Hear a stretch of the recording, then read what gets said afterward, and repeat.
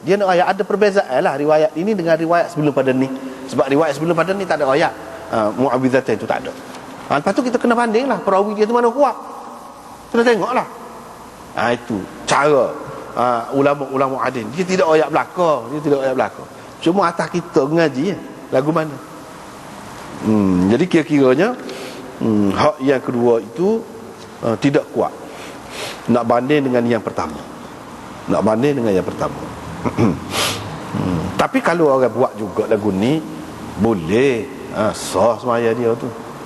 Gitu. Sebab tu dalam kitab kita ni 239 bawah, dalam kitab Durrul Mukhtar, ziyadah al-mu'awwidhatain lam yakhtarha al-jumhur. Tambahan mu'awwidhatain tu selepas qul huwallah tu tidak dipilih oleh jumhur, cara yang seumpama itu. Ibnu Abidin berkata, ankaraha Ahmad wa Ibnu Ma'in wa lam yakhtarha aktsaru ahli al-ilm kama dzakaraha at-Tirmidzi. Ibnu Abidin kata Imam Ahmad dan Ibnu Ma'in mengatakan mungkar. Mana hadis dengan tambahan lagu ni mungkar. Maknanya hadis dhaif yang bercanggah dengan hadis yang sahih. Itu hadis mungkar, dhaif lah. Dan tidak dipilih oleh kebanyakan ahli ilmu. Imam Tirmidzi kata gitu. Jadi kalau kita nak pakai kebanyakan ahli ilmu lah. Begitu. Kalau orang duduk pantah tu pakai awak gab dia nya. Pakai hak lebih kemah lah boleh. Gitu. Babul qunut fil witr. Ini bab qunut dalam witir.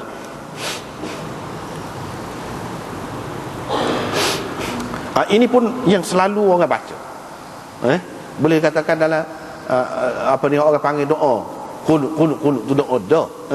Qunut tu doa dah. Tapi sajalah kita kata doa qunut.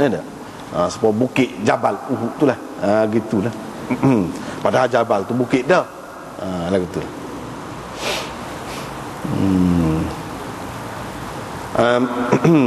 Boleh dikatakan baca ni lah kalau orang panggil kunut tu, baca ni.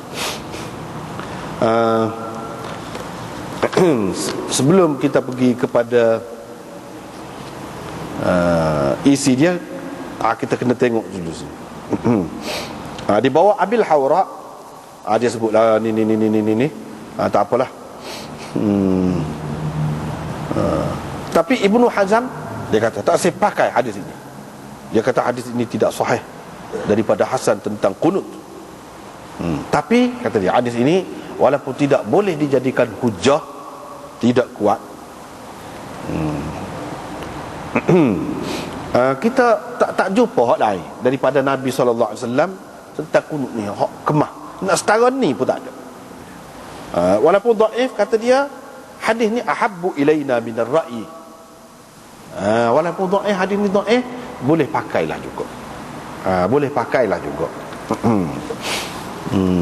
Pasal apa? Ni dalam bab fadilat saja, dalam bab fadilat gitu je. Bukan masalah menentukan sah atau tidak sahnya sembahyang tu.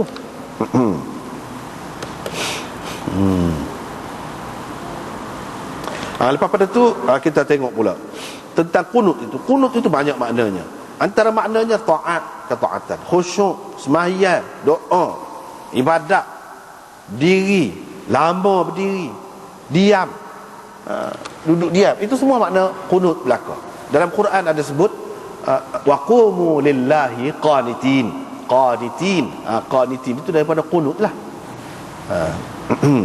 Qumu lillahi qanitin. Jadi berdasarkan hak ni berdirilah menghadap Allah dengan penuh ketaatan. Taat dengan penuh khusyuk. Sesuai lah tu. Sukut, diam, dengan diam, mana tidak kecek, tidak gapo, kecuali baca hak mana disyariatkan dalam sembahyang tu lah. Gitu.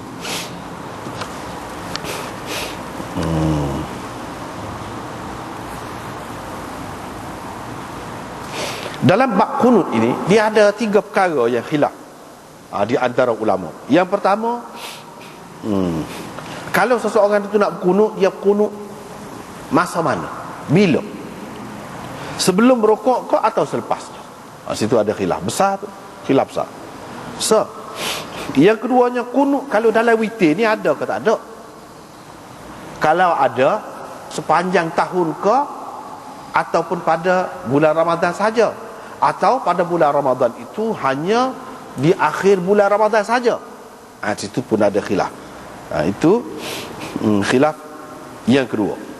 Khilaf yang ketiga, kunut ni selain daripada witir ada ke tidak? Kunut selain dalam witir ni ada ke tidak? Misalnya dalam semaya subuh ke, dalam semaya zuhur ke, dalam semaya apa-apa, ada ke tidak? Kalau ada, apa namanya? Situ pun khilaf juga. Jadi 3 perkara lah berkenaan dengan kunut ini, hak khilaf ulama. Dan ketiga-tiga ni ada belaka orang buat, ada belaka, dan dalilnya ada belaka. Ada belaka. Cuma hak ni terima, hak ni tak terima, gitu je lah. Masalah khilaf lah. Masalah khilaf. Kita nak kata bid'ah, nak siapa bid'ah, nak orang yang buat begini, tak boleh. Dia tak sampai ke situ. Pasal apa ada juga. Ada juga khilaf. Walaupun dalam Tirmizi ke apa ada hadis yang menyebutkan kunut subuh. Kunut subuh tu akan datang bab suku pula, dalam semaya yang lain. Dia kata bid'ah mustahdath ataupun bid'ah. Itu mana dari segi bid'ah lughawi saja. Bukan bid'ah hakikat sebenarnya, tidak. Bukan termasuk dalam bid'ah idhafiyah. Sebab apa benda tu masih khilaf lagi. Kalau ada hak kata ini sudah mansukh, ini berkenaan dengan ni, ada hak masih terima lagi. Mana hak lagu ni tak boleh kita kata orang yang mengamalkannya termasuk dalam ahli bid'ah, tak boleh lagu tu. Kalau tidak, banyak benar imam-imam besar pun kena ahli bid'ah jugalah. Sahabat-sahabat pun ahli bid'ah juga. Dia akan jadi gitu. Kena beringat sikit. Banyak perkara lah hak jenis-jenis lagu ni. Tak apalah, hak tu kita bincang kemudian. Cuma di sini inilah satu-satunya hadis hak ulama kata kalau nak ada hak riwayat daripada Hasan terus daripada Nabi sallallahu alaihi wasallam. Macam sini, Hasan bin Ali ni cucu Nabi itulah. Hasan bin Ali, dia kata Rasulullah sallallahu alaihi wasallam ajar aku beberapa ucapan untuk aku sebutkannya di dalam witir. Di dalam witir.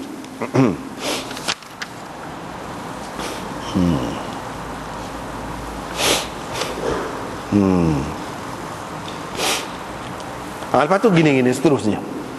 Hak ni bagi orang yang mengatakan Hasan ni dia dah dengan Nabi sallallahu alaihi wasallam, dah dengar sesuatu, dia kata sahih lah.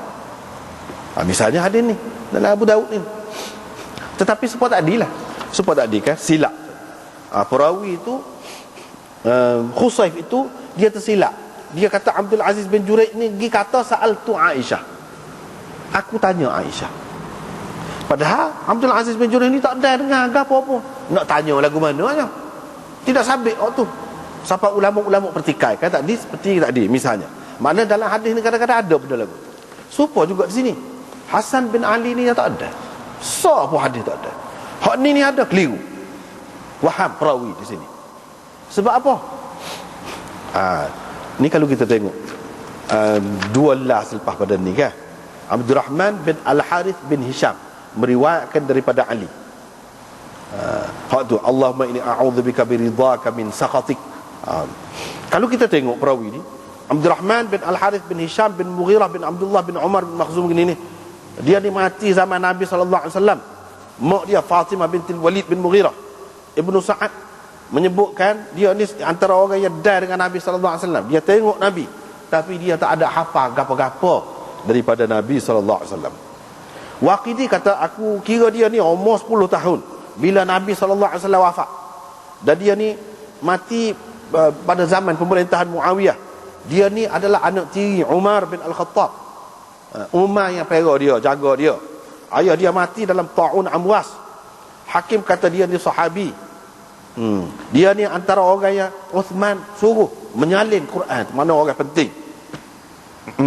Mana khilaf, ada kata dia ni dah dengan Nabi, ada kata tidak. Kalau kata dah tu 10 tahun. 10 tahun pun tak dah riwayat tu daripada Nabi. Ni ambil daripada Ali bin Abi Talib. Sedangkan Hasan ini Hasan ini dia tidak walaupun kebanyakan orang kata dia ni lahir pada tahun yang keempat. Ada yang kata siapa lahir pada tahun yang ketiga. Tak boleh lagu tu.